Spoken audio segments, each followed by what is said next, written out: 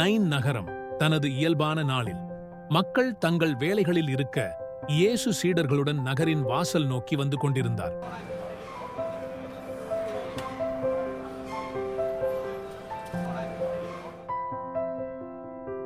ஆனால் எதிரே ஒரு வேறுபட்ட காட்சி அவரை எதிர்கொண்டது.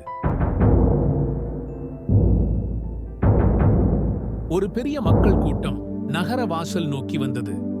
முன்னிலையில் ஒரே மகனை இழந்த விதவை கண்களில் கண்ணீருடன் நடந்தாள்.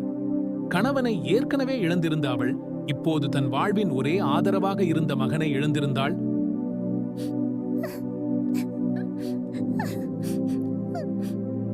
இயேசு தூரத்தில் இருந்து அந்த ஊர்வலத்தை பார்க்கிறார். அருகே செல்கிறார். இயேசு அவளது துக்கத்தை கண்டார். அவர் அவள் வேதனையை உணர்ந்தார். மெதுவாக அவளிடம் சென்று பாசமுடன் கூறினார், அழ வேண்டாம். இயேசு இறந்த இளைஞனின் உடல் வைக்கப்பட்ட பலகைக்கு அருகே சென்றார். மக்கள் ஆச்சரியத்துடன் பார்த்தனர்.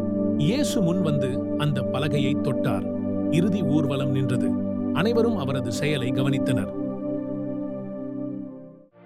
பின்னர் இயேசு உறுதியுடன் கூறினார், இளைஞனே, எழுந்திரு. ஒரு நொடி அமைதியாக இருந்தது. ஆனால் அடுத்த கணம் மரணத்தின் இருளிலிருந்து அந்த இளைஞன் உயிரோடு எழுந்தார். மக்கள் வியப்புடன் பார்த்தனர். மகிழ்ச்சியால் கண்கள் பளிச்சிட விதவை தனது மகனை இறுக்கமாக அணைத்துக் கொண்டாள். துக்கத்தின் கண்ணீர் இப்போது மகிழ்ச்சியின் கண்ணீராக மாறியது. மக்கள் எல்லாரும் பயமடைந்து, மகா தீர்க்கதரிசியானவர் நமக்குள்ளே தோன்றியிருக்கிறார் என்றும் தேவன் தமது ஜனங்களை சந்தித்தார் என்றும் சொல்லி தேவனை மகிமைப்படுத்தினார்கள். இயேசு இரக்கமும் அன்பும் நிறைந்தவர். அவர் மரணத்தின் மீதும் அதிகாரம் கொண்டவர். துன்பத்தில் இருக்கும் எவரையும் அவர் பார்ப்பார்.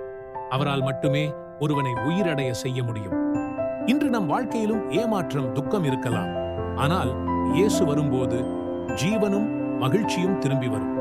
அவர் நம்மை மறக்கவில்லை. அவர் நம்மோடு இருக்கிறார். நம்பிக்கை வைத்திருங்கள். இதை உங்கள் நண்பர்களுடன் பகிருங்கள். உங்கள் கருத்துக்களை கூறுங்கள். மேலும் அலெக்ஸ் வியூஸ் சேனலை சப்ஸ்கிரைப் செய்ய மறக்காதீர்கள்.